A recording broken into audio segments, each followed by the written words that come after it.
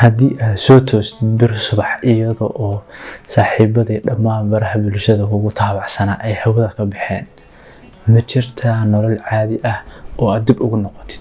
Hailey Baldwin oo ka mid ah xidigaha ugu waaweyn ee isticmaali jiray baraha bulshada American Meme ayay su'aasha isku weydiisay. Platformyada tan quruxda badan ee sida caalamiga ah loo naqshadeeyay aan sida fudud ugu raaxaysanayno dhankeena maaha, dhanka kale waxaa ka fadhiya khubaro waaweyn oo isugu jira farsamayaqaano, dhakhaatiir, psychologistayaal, ganacsato, kulligood oo u tashtay in ay halkaa nagu hayaan oo nagu madadaaliyaan si ay dhaqaale uga sameeyaan annaga waqtiga aan halkaa ku bixinayno iyo ganacsatada doonaysa halkaa inay wax ku soo bandhigto ama wax ku iibiso. U sheegnay platformyadan qof walba inaga mid ah waxaa laga siiyay khaanad uu ka samaysto aqoonsi kaas uu ku xareysto magaciisa, muuqaalkiisa, sawiradiisa, xusuusyadiisa, qoraaladiisa, mana aha hanti aanu leenahay.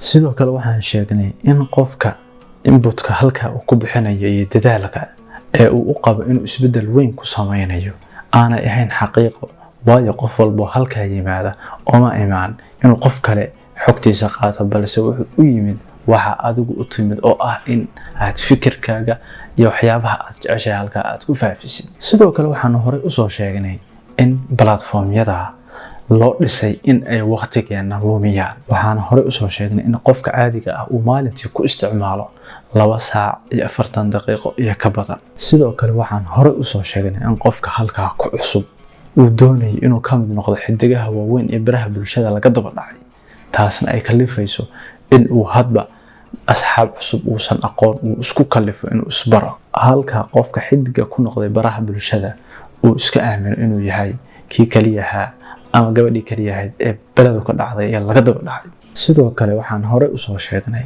in qofka halkaa xogta ugu jirta ay siyaabo badan u dayacan tahay. Marka koowaad waxaa ka ganacsanaya shirkadaha baraha bulshada iska leh, marka kalena waxaa dhici karta in akoonkaaga halka aad ku leedahay laga jabsado oo sir badan oo halkaa kugu kaydsanay ay noqoto mid baylaha ah.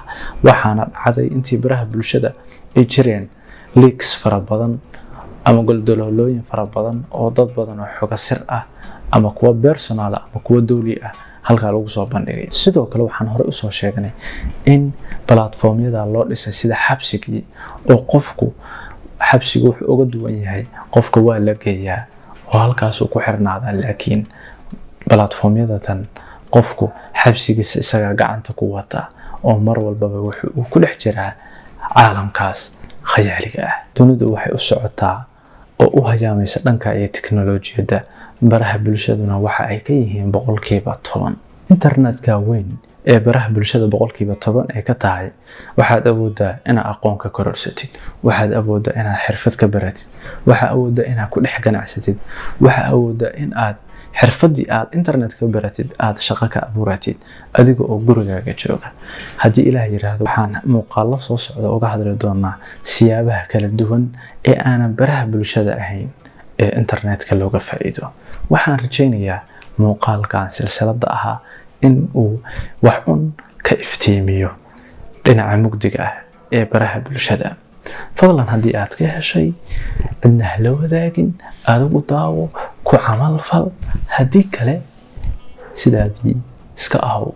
Wassalaamu calaykum waraxmatullaahi wabarakaatuh.